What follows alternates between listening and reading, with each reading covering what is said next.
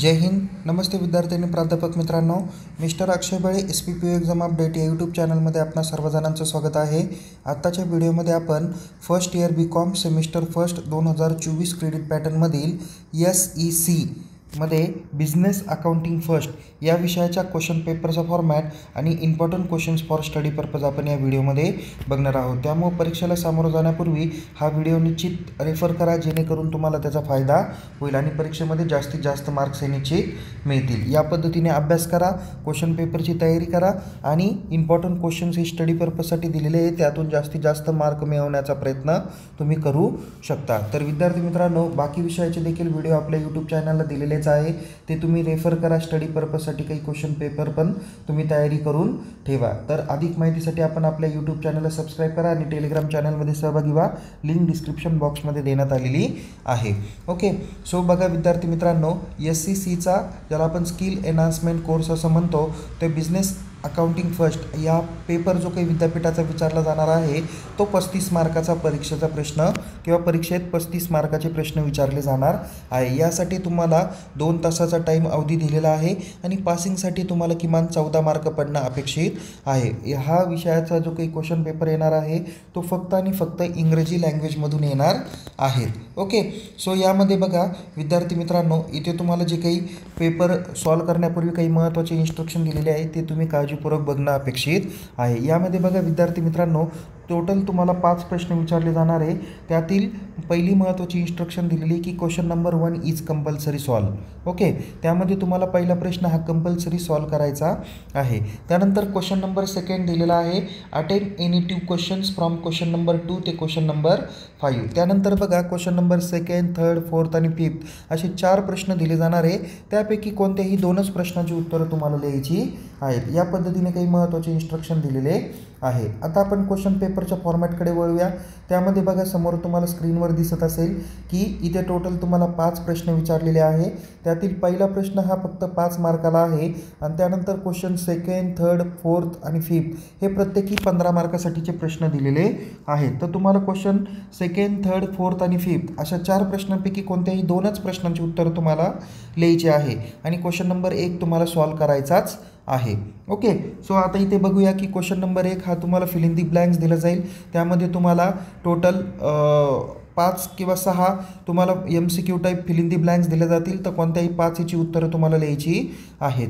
त्यानंतर question number 2 हा तुम्हाला थेअरी क्वेश्चन जो चॅप्टर नंबर 1 वर आधारित आहे, त्यावरती 15 मार्काला प्रश्न विचारला जाणारा आहे. मी तुम्हाला थोड्याच वेळात इथे क्वेश्चन नंबर 2चे काही महत्त्वाचे प्रश्न, 3rdमध्ये कोणते थेअरी क्वेश्चन विचारले जातील, प्रॅक्टिकल प्रॉब्लेम कोणते विचारले जाईल, त्याची परिपूर्ण माहिती देणार आहे. त्यामुळं शेवटपर्यंत काळजीपूर्वक हा व्हिडिओ बघा.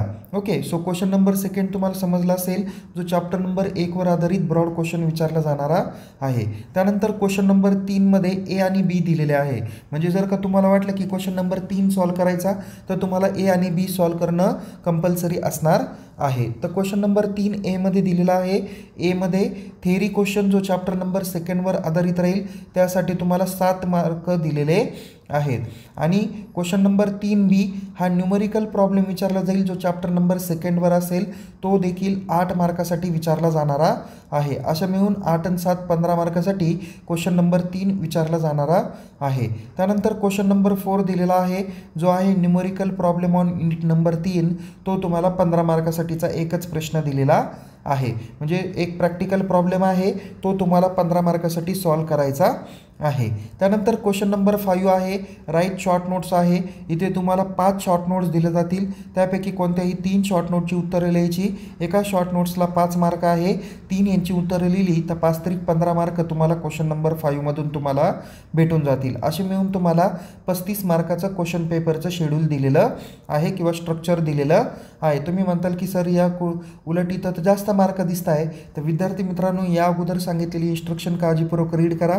जिथे क्वेश्चन नंबर 1 हा 5 मार्कासाठी कंपल्सरी सॉल्व करायचा आहे, तर remaining question number 2nd, 3rd, 4th आणि 5th अशा 4 प्रश्नांपैकी कोणत्याही 2च प्रश्नांची उत्तरं लिहायची आहे. म्हणजे 15 दुने 30 मार्क तिथं होतील आणि 5 मार्क क्वेश्चन नंबर 1ला, असे मिळून 35 मार्काचं स्वरूप असणार आहे.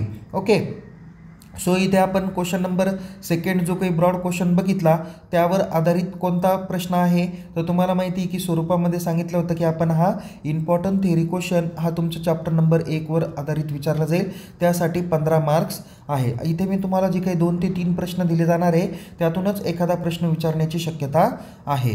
सो पहिला प्रश्न आहे, define the term of accounting, explain the scope and need of accounting. एकदम सोपा प्रश्न दिलेला आहे.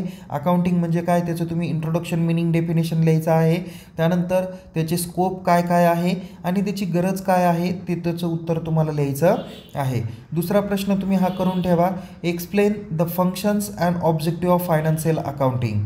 ओके, फायनान्शियल अकाउंटिंगचे ऑब्जेक्टिव्ह काय आहे आणि कोणकोणते फंक्शन्स त्यांना पूर्ण करावे लागतात. नेक्स्ट आहे 3 number, explain in details limitation of financial accounting. तुम्हाला इथं असाही प्रश्न विचारला जाईल, define the term of financial accounting, explain the limitation of financial accounting. Okay, so next आहे बघा विद्यार्थी मित्रांनो, इथे आपण पुढच्या चॅप्टरकडे जाऊया. Sorry 1 minute.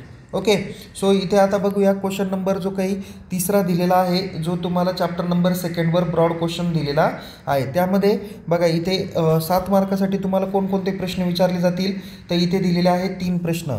ओके, त्यामध्ये आहे स्कोप ऑफ अकाउंटिंग स्टँडर्ड, त्यानंतर दुसरा आहे advantages and disadvantages of accounting standard, आणि तिसरा आहे procedure for issuing accounting standard by ICAI. Okay, या तिन्हींपैकी कोणताही एक प्रश्न तुम्हाला परीक्षेत विचारण्याची शक्यता आहे. आता हे कॉलेज वाईज वेगवेगळी क्वेश्चन पेपर काढतील, त्यामुळे कदाचित क्वेश्चन पेपर ही किंवा इम्पॉर्टंट क्वेश्चन्स हे वेगळे असू शकतात. हे मी एक जनरल अभ्यासाच्या दृष्टिकोनातून दिलेले आहे, कृपया याची नोंद घ्यावी. त्यानंतर क्वेश्चन नंबर 3मध्येच तुम्हाला काय विचारलं जाणार आहे, 8 मार्कासाठी numerical problem of unit number 2 विचारला जाणारा आहे. तर तुम्हाला माहिती आहे की 2nd नंबर युनिटवरती तुम्हाला जे काही न्यूमेरिकल प्रॉब्लेम आहे ते अकाउंटिंग स्टँडर्ड 2 आणि अकाउंटिंग स्टँडर्ड 5च्या रिलेटेड आहे. तर अकाउंटिंग स्टँडर्ड 2मध्ये तुम्हाला विचारलं जाईल की व्हॅल्युएशन ऑफ इन्व्हेंटरी, कशा पद्धतीने तुम्ही इन्व्हेंटरीचं व्हॅल्युएशन करता ते तुम्ही कॅल्क्युलेट करून दाखवा. आणि यामध्येच तुम्हाला कदाचित 8 मार्काला प्रश्न विचारला जाईल अकाउंटिंग स्टँडर्ड 5वरती. न्यूमेरिकल प्रॉब्लेम तो आहे net profit or loss for the period, then prior period items and changes in accounting policy, या नावाने तुम्हाला हा न्यूमेरिकल प्रॉब्लेम 8 मार्काला विचारला जाईल. म्हणजेच इथे तुम्हाला जो काही प्रश्न आहे तो थेअरी प्रश्न ब्रॉड क्वेश्चन 7 मार्काला आणि न्यूमेरिकल प्रॉब्लेम 8 मार्काला, असे मिळून तुम्हाला क्वेश्चन नंबर जो काही 3 दिलेला आहे तो तुम्हाला या ठिकाणी बघता येईल. आता आपण क्वेश्चन नंबर 4कडे वळूया. ओके, क्वेश्चन नंबर 4 जो काही दिलेला आहे तो 15 मार्कासाठी आहे, जो numerical problem of chapter number 3वर विचारला जाणार आहे. ज्यामध्ये न्यूमेरिकल प्रॉब्लेम जे काही विचारले जातात ते तुम्हाला proportionate capital method and maximum loss मेथडनी तुम्हाला पिसिमल डिस्ट्रीब्युशन या ठिकाणी तुम्हाला न्यूमेरिकल प्रॉब्लेम काय करायचा आहे, सॉल्व करायचा आहे. मग त्यामध्ये तुम्हाला दोन्हीपैकी कोणतीही मेथड विचारली जाईल किंवा दोन्हीच्या दोन्ही मेथड्स तुम्हाला विचारल्या जाण्याची शक्यता आहे. तुम्हाला तुमच्या बुक्समध्ये म्हणजे निराली पब्लिकेशन किंवा सक्सेस पब्लिकेशनचे जे काही बुक्स तुम्ही रेफर करत असाल तर त्या बुक्समध्ये जे काही क्वेश्चन पेपर दिलेले आहेत किंवा क्वेश्चन सॉल्व करून दिलेले आहेत तेच काळजीपूर्वक बघा, त्यातूनच एखादा प्रश्न तुम्हाला या ठिकाणी विचारण्याची शक्यता आहे. आता आपण क्वेश्चन नंबर 5कडे वळूया. क्वेश्चन नंबर 5 हा तुम्हाला राईट शॉर्ट नोट्स आहे, ज्यामध्ये तुम्हाला 5 शॉर्ट नोट्स विचारल्या जाणार आहे. त्यापैकी कोणत्याही 3 इंची उत्तरं लिहायची आहेत आणि एक शॉर्ट नोट्स तुम्हाला 5 मार्कासाठी आहे. 3 इंची उत्तरं लिहिली तर 5 त्रिक 15 मार्क तुम्हाला भेटून जाणार आहे. सो इथे शॉर्ट नोट्सला मी महत्त्वाचे दिलेले आहे पॉईंट्स. नंबर 1 दिलेला आहे end users of financial accounting, म्हणजे फायनान्शियल अकाउंटिंगचा अल्टिमेटली यूज कोण कोण करतं, युजर्स त्यांची नावं तुम्हाला लिहायची आहे आणि त्याबद्दल काही एक ओळीत एक्सप्लेनेशन देखील करायचं आहे. पुढे आहे अकाउंटिंगच्या काही कन्सेप्ट्स आहे त्या तुम्हाला काय करायच्या आहे, स्पष्ट करायच्या आहे. मग त्यामध्ये तुमची बिझनेस एंटिटी कन्सेप्ट असेल, त्यानंतर गोईंग कन्सर्न असेल किंवा मनी मेजरमेंट कन्सेप्ट असेल, अशा वेगवेगळ्या जे काही कन्सेप्ट्स तुम्हाला दिलेल्या आहेत चॅप्टर नंबर 1वर आधारित किंवा माझ्या मते हा चॅप्टर नंबर 2वर आधारित प्रश्न आहे. तर त्यावर काय करा, काळजीपूर्वक तुम्ही उत्तर शोधा, म्हणजे ह्या कन्सेप्ट समजून घ्या जेणेकरून तुम्हाला त्याची माहिती बऱ्यापैकी लिहिता येईल. पुढे शॉर्ट नोट्स दिलेली आहे ती म्हणजे ह्युमन रिसोर्स अकाउंटिंग, त्याला HR अकाउंटिंग असं देखील म्हटलं जातं. ओके, नेक्स्ट आहे ते म्हणजे कन्सिस्टन्सी कॉन्व्हेक्शन. ओके, त्यानंतर हा चॅप्टर नंबर 2वर आधारितच महत्त्वाचा प्रश्न दिलेला आहे. त्यानंतर चॅप्टर नंबर 3वर आधारित असावा हा प्रश्न, तो आहे जनरली ॲक्सेप्टेड अकाउंटिंग प्रिन्सिपल. त्याला शॉर्ट फॉर्म दिलेला आहे GAAP.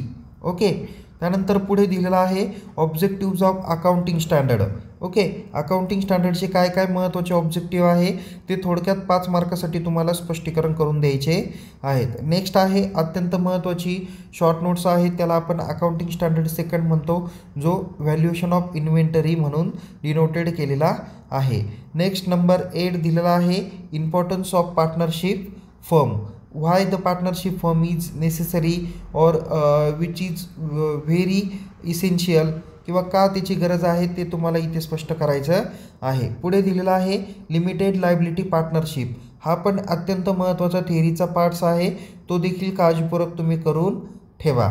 नेक्स्ट आहे विद्यार्थी मित्रांनो शेवट दिलेला आहे, तो म्हणजे difference between limited liability and partnership and also company. Okay, हा तिन्हींचा सेपरेट डिफरन्स दिलेला आहे, तो तुम्ही काळजीपूर्वक काय करा, सॉल्व करा. ओके, सो या पद्धतीने विद्यार्थी मित्रांनो आपण या सदर व्हिडिओमध्ये आपण इम्पॉर्टंट क्वेश्चन्स आणि क्वेश्चन पेपरचा फॉर्मॅट देखील आपण बघितलेला आहे. तर कृपया करून हे सगळे फॉर्मॅट तुम्ही काळजीपूर्वक अभ्यासा. हे अभ्यासल्यानंतरच तुम्ही परीक्षेला काय करा, चांगल्या पद्धतीने सामोरे जा. इथे मी जे काही महत्त्वाचे व्हिडिओज अपलोड केलेले आहे तर त्याचा तुम्ही स्क्रीनशॉट घेऊ शकता किंवा रीड करू शकता, वाचू शकता आणि पेपरची तयारी चांगल्या पद्धतीने तुम्ही करावी, ही एक महत्त्वाची अपेक्षा तुमच्यासाठी दिलेली आहे. तुमच्याकडून मला ती भेटली किंवा तुमच्याकडून ती पूर्ण झालेली मला निश्चित आवडेल. तर विद्यार्थी मित्रांनो या पद्धतीने आपण सदर व्हिडिओमध्ये क्वेश्चन पेपरचा फॉर्मॅट आणि इम्पॉर्टंट क्वेश्चन्स आपण स्टडी पर्पजसाठी पाहिलेले आहे. तर अशाच नवीन माहितीसह आपण पुन्हा भेटणारच आहोत. तोपर्यंत आपल्या यूट्यूब चॅनलला सबस्क्राईब करा आणि टेलिग्राम चॅनलमध्ये सहभागी व्हा. लिंक डिस्क्रिप्शन बॉक्समध्ये दिलेली आहे. येणाऱ्या परीक्षेसाठी तुम्हाला खूप खूप शुभेच्छा. Take care. जय हिंद. धन्यवाद.